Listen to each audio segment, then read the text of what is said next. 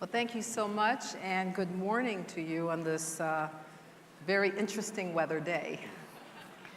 So, sustaining Detroit's momentum by supporting and strengthening our neighborhoods throughout the city, we all know is absolutely critical to the revitalization of Detroit. And this morning we have a real treat for you.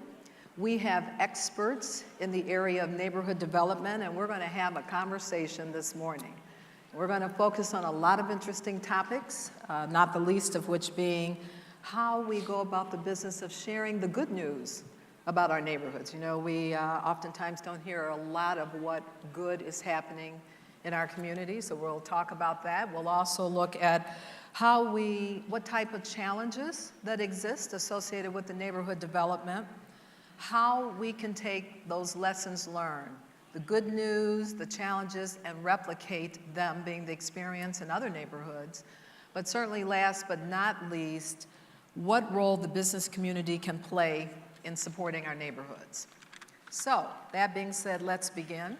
And so I'm going to pose this question to each of our panelists, and I want you to begin by telling us a little bit about yourself, your organization, the neighborhoods that you are impacting, and then finally, how that, being your activity, plays in your vision of, in a broad-based way, the success in Detroit's neighborhoods. Okay? So Tom, I'm going to start with you. Okay. Well, my name's Tom Goddeeris, and I'm the Executive Director of the Grandmont Rosedale Development Corporation. And we're a nonprofit, community-based community development corporation based in Northwest Detroit. And our neighborhood is actually made up of 5 individual communities: North Rosedale Park, Grandmont, Grandmont number 1, and Minnock Park. And those 5 neighborhoods together we refer to as Grandmont Rosedale. And GRDC, our organization, really serves as a coalition of those 5 neighborhoods. And our board of directors is drawn entirely from residents who live in those communities. So our mission is to preserve and improve the quality of life for people who live and do business in that community based on the needs and desires that are expressed by the neighborhood residents who live there and business people who operate there. So we take a comprehensive approach to community development. We do work in the areas of housing renovation, commercial revitalization, blight eradication, public safety, community building. So our organization tries to do a lot of things at once, all based around that same mission of improving the quality of life in our community. So we have a neighborhood that is one of the most stable communities in Detroit and has been for many years. It's mostly a neighborhood of single-family homes and a high percentage of homeowners. Our neighborhood, like all over the city and all over the country, was hurt by the mortgage foreclosure crisis that occurred around 2008. We did see values in our neighborhood drop. We saw vacancy rise. And so a lot of what we've done in the last few years is really work around rebuilding that stability that's been there for so many years, rebuilding our housing market. And we are seeing results today. So I think that, you know, one of the things that really makes our community unique is, or not, maybe not unique, but gives it sort of its character, is how engaged the residents are in the neighborhood through various types of organizations and through an organization like GRDC. So I think that when we look at how we've been able to weather the financial crisis better than most neighborhoods in Detroit, a lot of that has to do with, first of all, having good bones, good housing stock, but also strong neighborhood associations where people are really committed to one another and committed to the neighborhood and to seeing it succeed. So when I think about how that fits into Detroit's, the vision for Detroit overall, clearly most Detroiters still live in the neighborhoods. We're seeing a lot of revitalization in the downtown, midtown area, but that still is a relatively small percentage of the city's population. The much more typical situation is people out in neighborhoods like Grandmont Rosedale or Osborne or the other folks represented here today. And so for the city to have a real recovery we definitely need to be looking at how those neighborhoods can continue to be stable and grow, put people back to work, improve safety, the whole range of things that are challenges that neighborhoods are facing right now. Okay, thank you. Thank you very much. Luther, so tell us a little bit about your organization, the neighborhood or neighborhoods that you impact, and how do you see that as connecting from a vision standpoint as far as the success of Detroit's neighborhoods? Certainly. First of all, good morning. Again, I'm really gratified to be part of this esteemed panel of this important topic for the city of Detroit.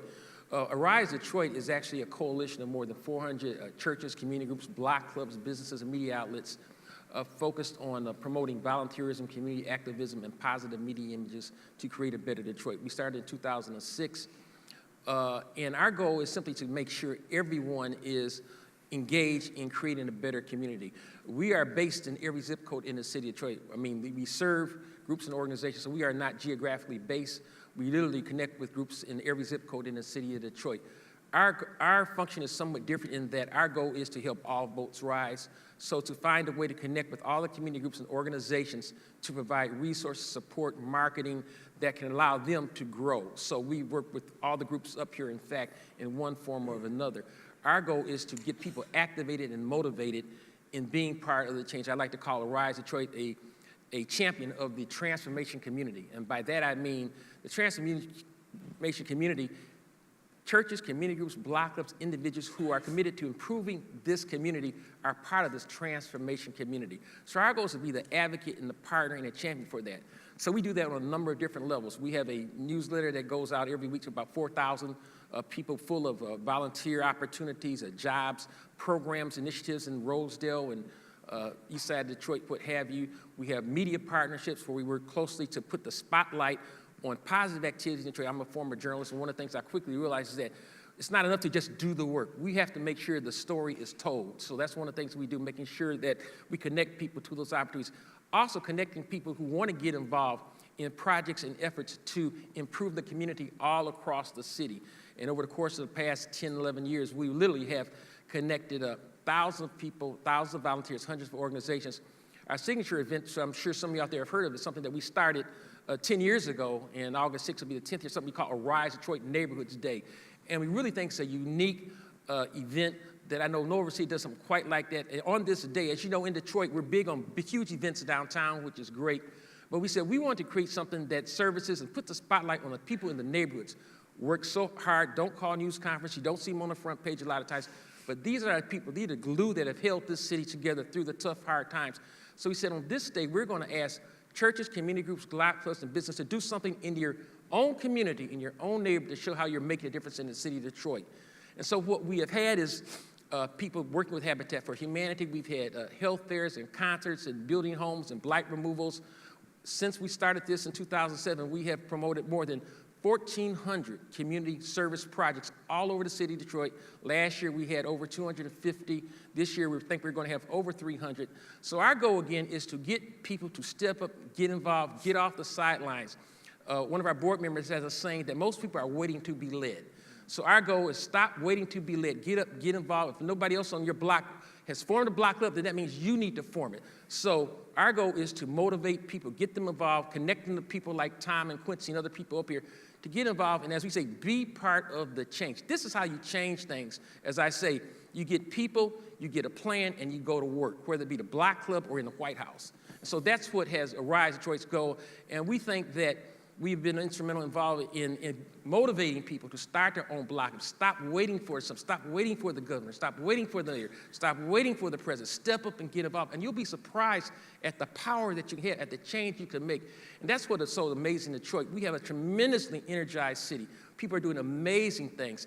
And if we get more people involved and more people organized, that's how you move the needle. And it is moving. And so that's Arise Detroit. So our vision is a city where everybody is engaged in doing something to make a difference in the community. And just very briefly, I had a chance to hear C.T. Vivian, a colleague of Dr. King's years ago, talked about during the civil rights movement and what it meant.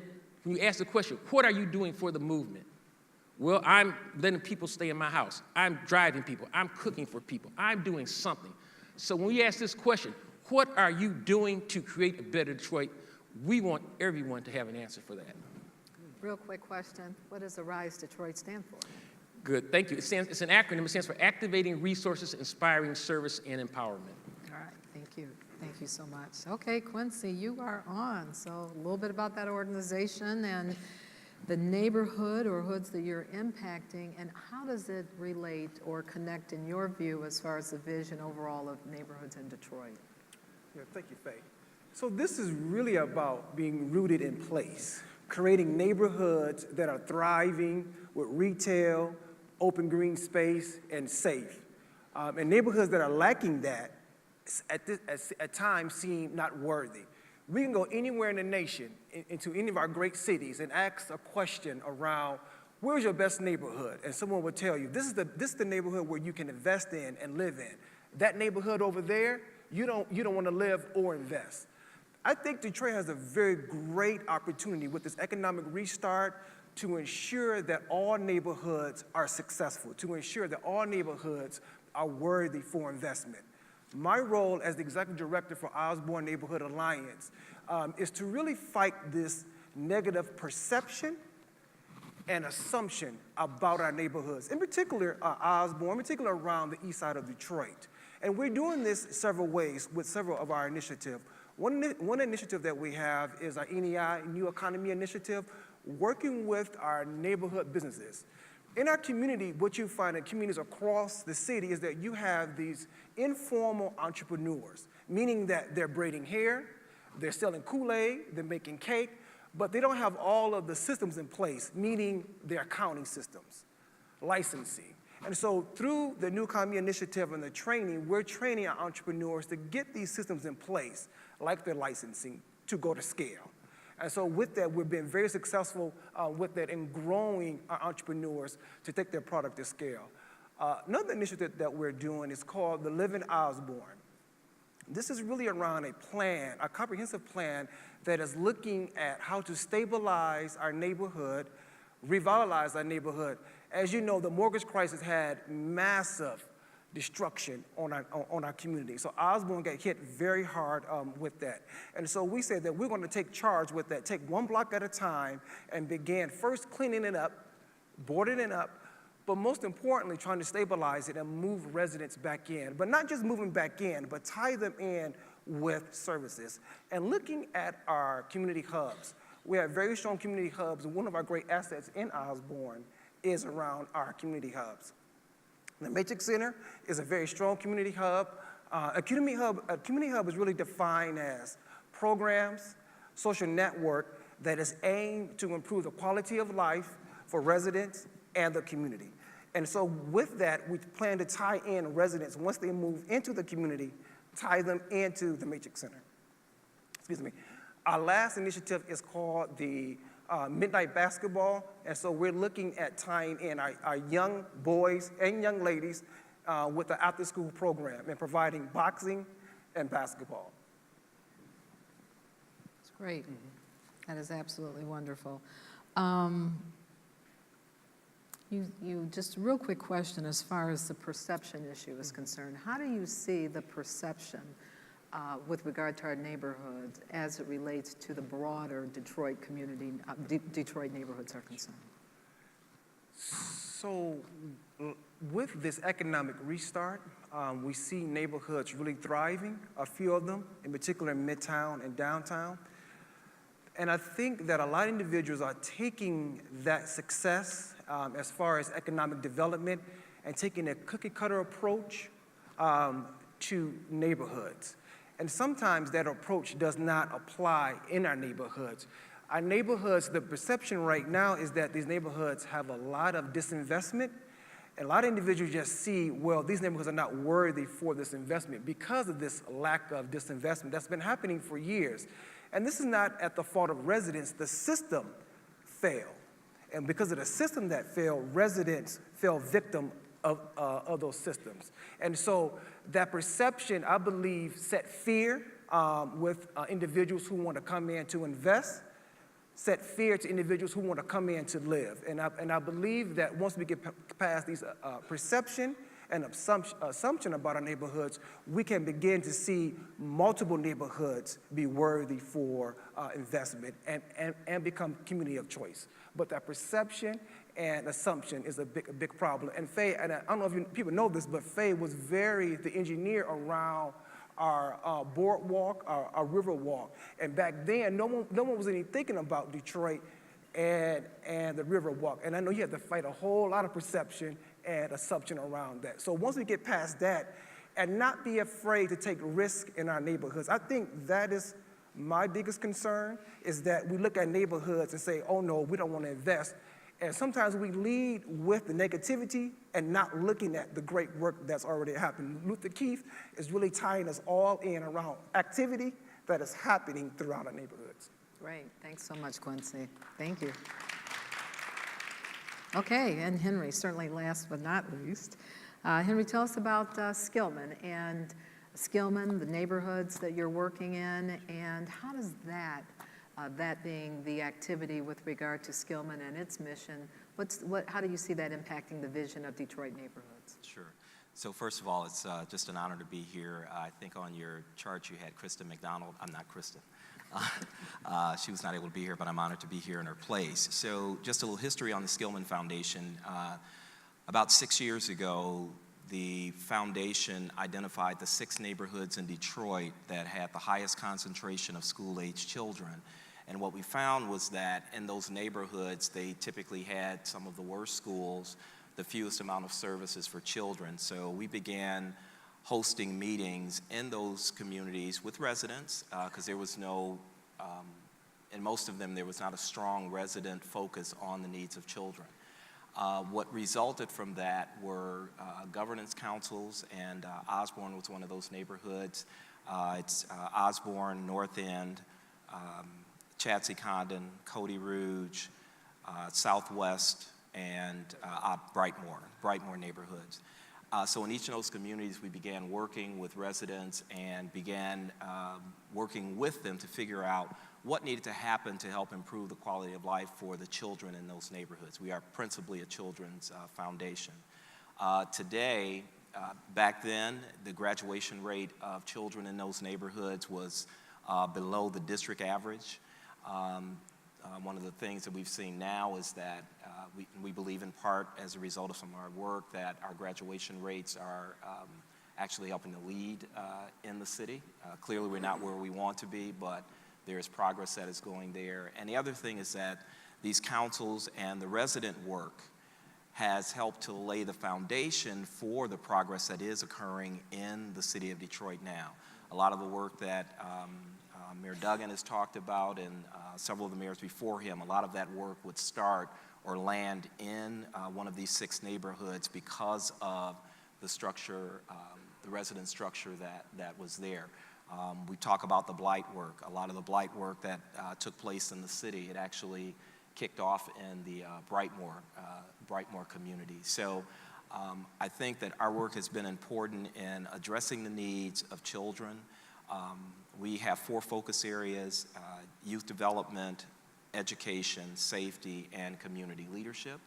And we think that it's important to do things with people rather than to them or for them. And so I think one of your questions was how the vision moving forward, that's going to be a key piece to really work with the folks. I think in the other session there was talk about bringing in immigrants, bringing new people in the city, and certainly we need to do that, but we also need to work with and ensure that the people that are there who have been there, the one thing that's been constant over these last 10, 20, 50 years are the residents. So we need to continue to work with them, hear their voice, and have them a part of the transformation. That's great.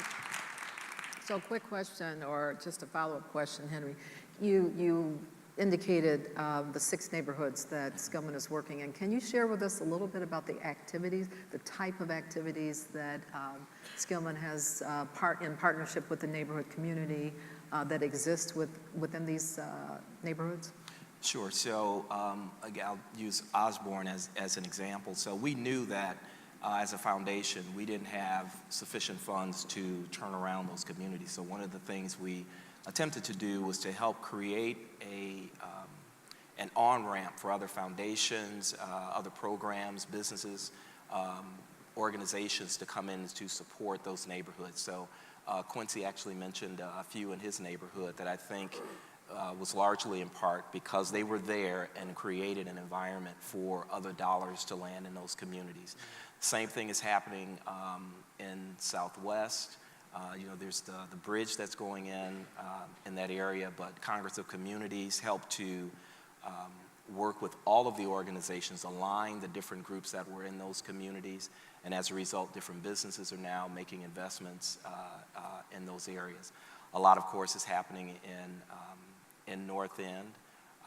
Brightmoor, as we mentioned, the blight removal. Brightmoor was actually set up as housing for folks that was starting to work for the Ford Motor Company and the auto industry years ago. So some of the housing over there was not the best to begin with, but there has been some revitalization that's going on over there. In fact, there is work in agriculture within buildings that's going on. That's a new industry that's coming in over there. And there's also a move now for immigrants from the Caribbean to come into that area. So again, these platforms that were established in those areas have made it possible for other groups to come in. So I just want to say this. The Skillman Foundation invested in communities 10 years ago when communities wasn't even sexy to invest in. And so what they did, yeah, go ahead, give it up for Skillman because they took it to a whole nother level. I just want to give a great big shout out to my program officer, Tammy Jones. I see Don Jones out there as well too from NEI. But they took neighborhoods and brand these neighborhoods because people wasn't even thinking about Osborn. And at that time, Osborn was not branded as Osborn. And so they really took residents' voice, took stakeholders' voice and said, how can we invest to improve the quality of life, but also establishing these governance bodies. A lot of times you hear people say, well, I have money, but I don't know where to invest. Please come over to Osborne, please come over to these 6 neighborhoods because we can help you navigate through all of this. And we know the city has went up and down politically, financially, and now we see an upswing. So we can help you navigate and see through all of the negativity and bring your resources to improve the quality of life. No, I just want to say, it's really important to understand what has happened in the city of Detroit. There's an old song some of you might know that went, I was country before country was cool, right? And so I remember when Rise Detroit started 10, 11 years ago, back, in the era of, last when Detroit turned out the lights, all the rest of it. But people in Detroit have always been working in these neighborhoods. Yep. They've always been living through it. They weren't there because a headline or because a celebrity said, let's help Detroit. They have been there all along. And what we have now is, it's like the stock market. People are start thinking buy instead of sell about Detroit. I get calls literally from all over the world. I want to come to Detroit. When we started, the calls I got from national media was, I'm going to come here to write about the death of Detroit, take me through the bad neighborhoods. Now people call me and say, I want to write about the resurgence of Detroit. It's a mindset, but what has happened is that people believe that we can make change. And it starts with that belief. Like you're talking about how the perception of neighborhoods. There have always been people working, and what we have in Detroit today are lots of small success stories. And now people like a winner. It's like sports. I used to be a sports writer. People like a winner. They like a comeback story. What we have to do is make sure we continue to do the work, we continue to engage, we continue to learn from our mistakes. Like the groups up here and so many others, hundreds of others, are ready to work. What we need in the neighborhoods, we need more resources, we need more support for community organizations, people to reach out to them. But you aren't going to find people that are harder workers than the people in the neighborhoods of Detroit. They are amazing. And so now is the time to seize upon that, to capitalize that. And there's still lots of room, lots of stuff to be done, and to help write this success story. And it needs to be written in all the neighborhoods of Detroit. It's a great comment. So you mentioned something, Luther, I'd like to talk a little bit about or hear from the panelists. Just share with us, now you all have done great things, been very successful. There's a lot that's been written about what's happening with the Rise Detroit and Skillman and Quincy, all the great work you're doing in Osborne and the Grandmont Rosedale neighborhoods. But you have to, but I think what's important to really understand is what lessons have you learned? I mean, you've been in this. This isn't just, as my daughter would say, you haven't been in this just for a minute, right? So what lessons have you learned and what challenges have you faced? John, you want to take that on? Sure. So I think that when we look at where we've been successful in our neighborhood, number one, we have done our development from the ground up based on the residents and the people, stakeholders in the community and involving them at every step. And number two, it's based on looking at what the strengths and assets that we have within the community are that we can build on and develop, and then to develop strategies around strengthening those assets, filling in gaps where there are some, and not just sort of dreaming about a different future, but really developing an effective strategy. So another lesson I think we've learned is that there's not one strategy that's going to change a neighborhood, that's going to turn a neighborhood around, that you need to be working on many fronts at once. And so we've been in the neighborhood for 25 years, and so it's been a long journey for us, but we're constantly evolving as an organization, constantly reassessing the situation on the ground and what we need to do. You know, before the big mortgage crisis, we had almost no vacancy in our neighborhood, so housing renovation was taking a minor role. A couple of years later, the situation had changed almost completely. So we had to change on the ground our strategies. I think when we look at the city and we look at what's happening in Midtown and downtown and the near downtown, a lot of the revitalization there is being driven by the influx of new people and the influx of new business investment. And in the neighborhoods, I think the strategy is going to have to be driven by improving the quality of life of the people who already live there, because it's not as likely. I mean, you can sort of see why people are interested in moving downtown. There's only one downtown in the region. There's only one Riverwalk. There's only one Eastern Market, and people want to be part of that. But in the neighborhoods, I think our revitalization is going to really have to be built on just basically step by step improving the quality of life of the people who live there today, and so increase their commitment to staying. And of course, no neighborhood is, no population is completely stagnant, so you still need to attract new people. So they have to be neighborhoods that people would want to move to because of the quality of life that they provide. Thank you, Tom. So just one more question for you. You know, you touched on the mortgage crisis. You know, you've been at this for 25 plus years. What would be the greatest lesson learned that you could share with the audience with regard to your experience? Well, like I was just kind of saying, I think that comprehensive approach, that you can't find one solution that's going to solve every problem, that you have to be working on multiple strategies at once, that there's no really one magic bullet that's going to turn the neighborhoods around. That's right. Any other panelists, lessons learned, challenges? I would say the one thing that we have learned is two things are really critical to turning neighborhoods around. First is leadership. You don't have to have an elected position to be a leadership, but you know who on that block people listen to. Leadership is the key to everything. Second thing, organization, collaboration. You can't do it by yourself. Nobody can do, Mayor Duggan last night, he can't change the city. Chief Craig, he can't fight crime by himself. It's got to be a collaborative effort. Who in your neighborhood thinks like you? Who in your neighborhood identifies the problem the same way? Who in your neighborhood is willing to step up and work? Find those people. Make them your partners. You don't have to do all the lifting by yourself. You don't have to reinvent the wheel. That's one of the things that has made Rise Detroit, our reach is so vast. We're a very small organization, but our reach is vast and deep because you know why? We work with these people right here. We let them do the work. We're a supporter. We support them in various ways, marketing, resources that we get from some of our sponsors from our events. We work through them.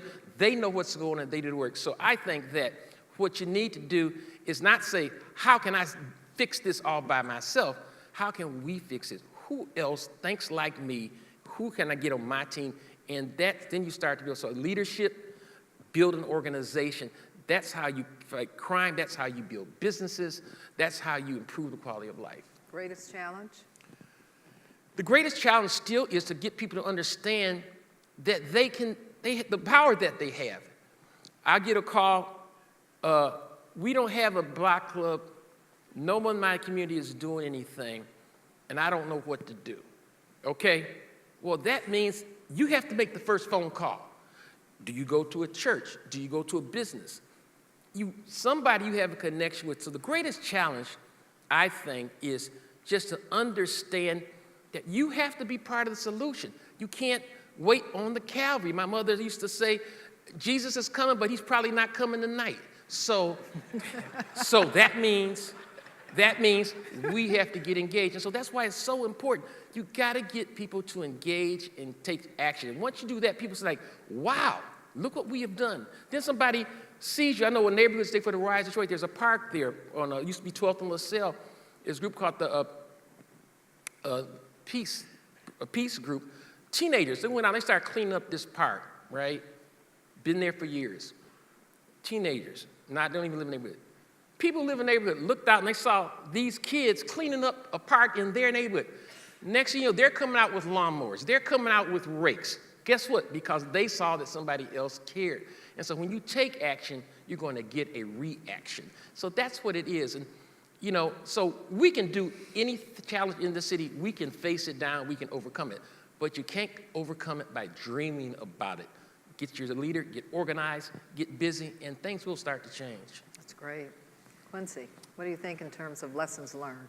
A few things. I think one of the lessons learned is that, I think, Tom, you said it, one organization cannot do it alone. So we need multiple organizations, continued funding through foundations to create community-based organizations, because you hear the same theme over and over again. I have resources, but I don't know how to get it down to the community. So increasing strong, effective community-based organizations that can help navigate through neighborhoods. Also, creating strong community hubs. I mean, we have strong community hubs throughout our city. Northwest Activity Center, the Matrix Human Services, Lipke.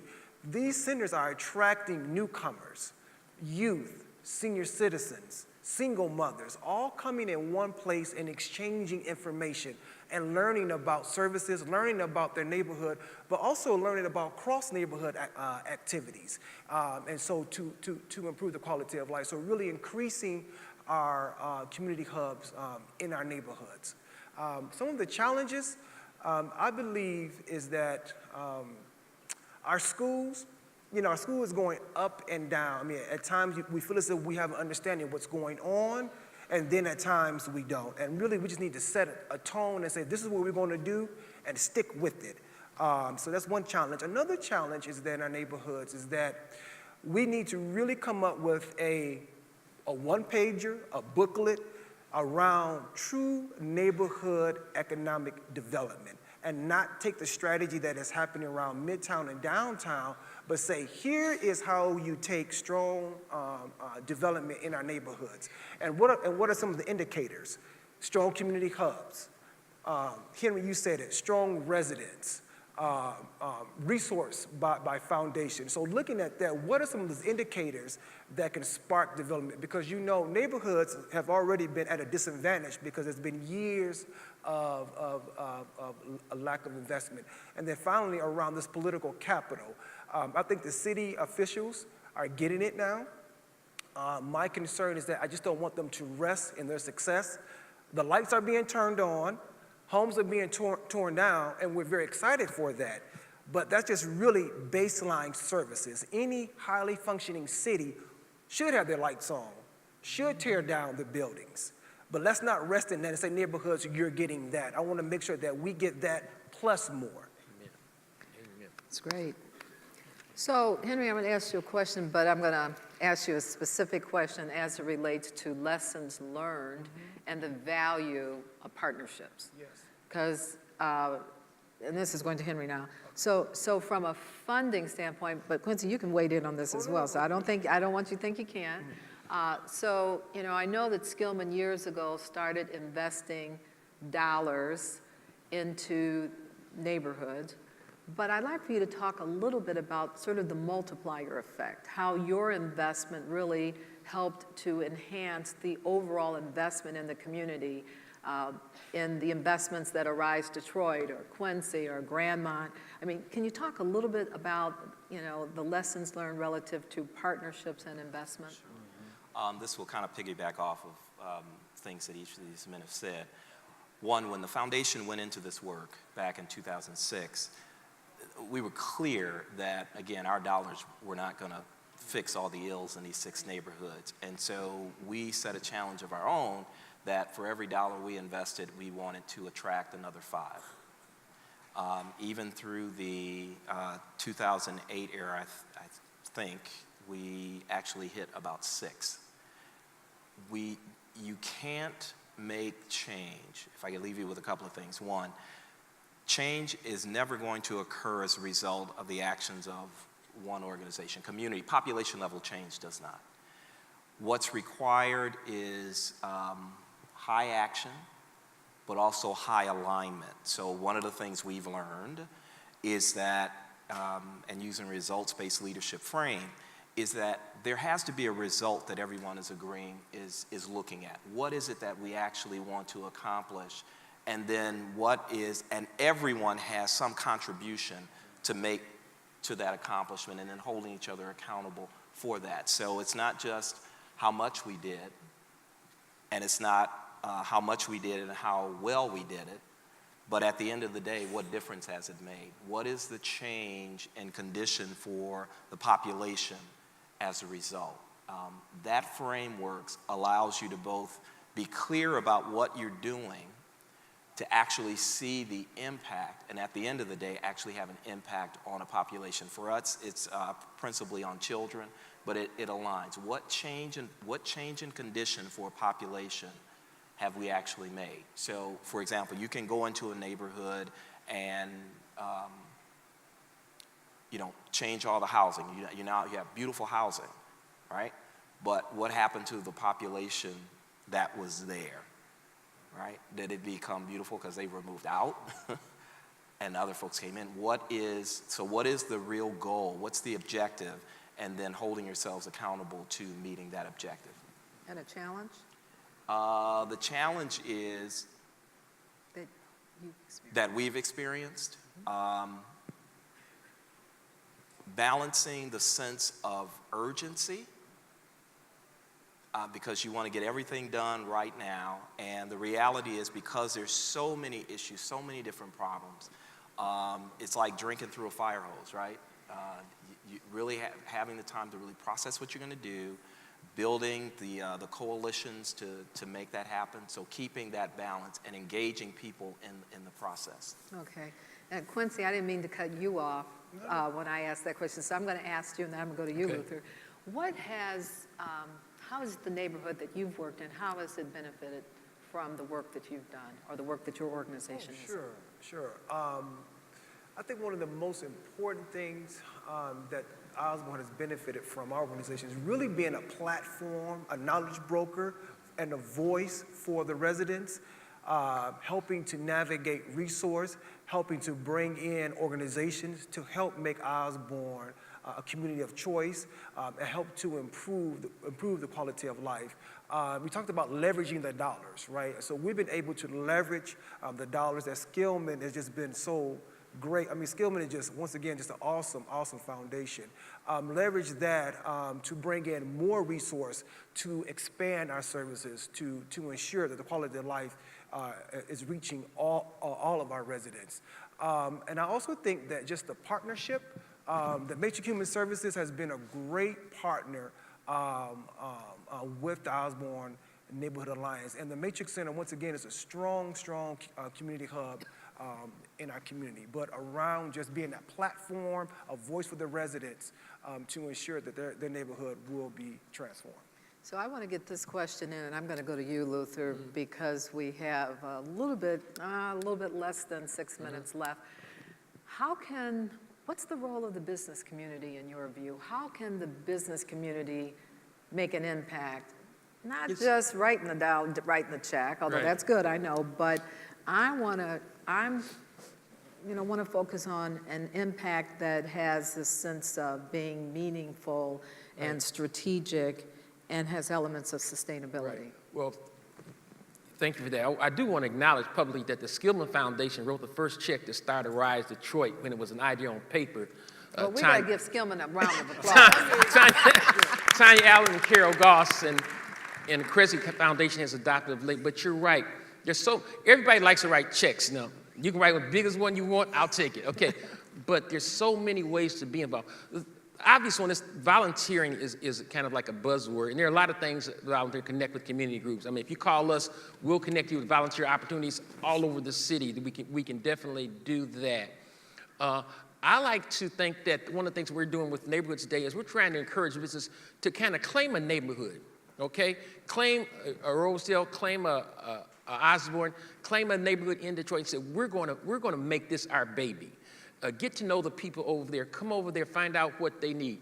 It might be resource support. A lot of businesses, all you out there have technical support. You have expertise on accounting, all kinds of things. As Quincy indicated, when you run a nonprofit or when you try to do a neighborhood, what expertise do you have that you can carry out and give that to somebody, help somebody, assist that, find a way to support the organization. And organizations need resources. One of the things that we've done is able to secure support so we can have relationships with some of the local hardware chains, so we can have people walk into hardware chains with vouchers to get supplies, so they do beautification, urban garden, and things like that. Can you get involved and support that way? So there are a lot of different ways. Of course, there's always financial way, there's the volunteer, there's technical support, but one of the great things to do is to get involved and know the community. Just very briefly, there's a gentleman named Carl Zierk, runs an organization called Rippling Hope, based out of Texas, faith-based organization. Had been coming up here 4 years in a row, volunteering, working with neighborhoods in Detroit, getting hundreds of people, but working with 40 block clubs all over Detroit. But you know what he did? He took it further than that. He actually moved his organization to Detroit, bought a house in the neighborhood, get to know the residents. See, don't be a drive-by organization for the neighborhoods of Detroit. Be somebody who drops in, plants roots, get to know the people. Go to somebody's house and eat dinner. Get to know people. You will be amazed. As Carl Zierk says this, his life has been transformed by getting to know Detroiters, real Detroiters in neighbors. He said, I was tired of being known as that group from out of town that came to Detroit. You know, as I saw someplace, don't save Detroit, be Detroit. Don't save Detroit, be Detroit. So there are a lot of ways, but it requires you just to reach out, make that phone call. You'll be amazed, surprised, and inspired, and you'll want to do more once you make that connection. Okay, Tom. Well, just building on everything that Luther and others have said, and don't forget about the checks. But I would say do your business in Detroit. Invest in Detroit, hire Detroiters, do business with other Detroit-based businesses, you know, in addition to what Luther is saying. So that I like what you just said, don't save Detroit, be Detroit. Be part of the economy of Detroit, and I think that's the best thing that any business could do, is to be part of it. So we have a few more moments left. You've done such great work in your respective neighborhoods. How can your work, and this goes to any of the panelists, be replicated in other communities? What do you think the first key steps might be if you were providing advice and counsel to a neighborhood that's really just beginning to get on its feet? I would suggest that you do what's been mentioned here. Go to that neighborhood, spend time in that neighborhood, get to know that neighborhood, and begin to do things with the neighborhood, not to it or for it, but with it. Amen. Okay. So we have, again, a little bit over a minute left. I'd like to hear some final comments from each one of you. I would just invite people to be part of this. This is so exciting. As a journalist, one thing as a journalist, for many years I was, you're always looking for a good story, a great story to put on the front page, a big headline. We are writing so many great stories in Detroit. It's a fascinating place to be right now. It's an exciting time to be right. You know, 20, 30 years, we look back and say, I was there when Detroit started to change. I was there when we turned the corner. I was there when we created a great urban comeback that the nation has ever seen. And so right now, don't let this time go by. Don't let it go by and say, oh, I read about it. I saw it on TV. No, I was there and I helped make it happen. Don't miss the opportunity. be part of it. You're going to love it, and it's going to make your life much richer, and you're going to help us have a great community that the city really is. Okay, Quincy. We must be comfortable having uncomfortable conversations around race and equity, income and equity, Okay. to improve our neighborhoods. Okay, wonderful. Henry. Just last thing I like to piggyback. So if you are if you are an organization, a business in the community, organizations like these that have been mentioned need board members, they need investment, they need the technical assistance that just is normal for your operations. They often don't have that, and so making time available for your key leaders, the people that you trust in your business to do those things, to provide board membership or guidance to these organizations will be a great asset. And then, as they also said, don't forget the checks. The checks are great. Okay, Tom, and you have a last word? Okay, so I would say one of the other things that's been a strength of our community is that we're 5 neighborhoods that work together. So if you're in a neighborhood and you want to make change, don't be afraid to collaborate with neighborhoods next door. Don't think that you have to create your own organization in every single neighborhood, because one of the strengths of a neighborhood like GRDC, or an organization like GRDC, is we've built a certain amount of capacity within the community to tackle problems, and not every neighborhood is going to be able to do that by themselves. They need to collaborate with their neighbors. Wonderful. Tom, Luther, Quincy, Henry, great job. Give these gentlemen a round of applause. Thank you so much.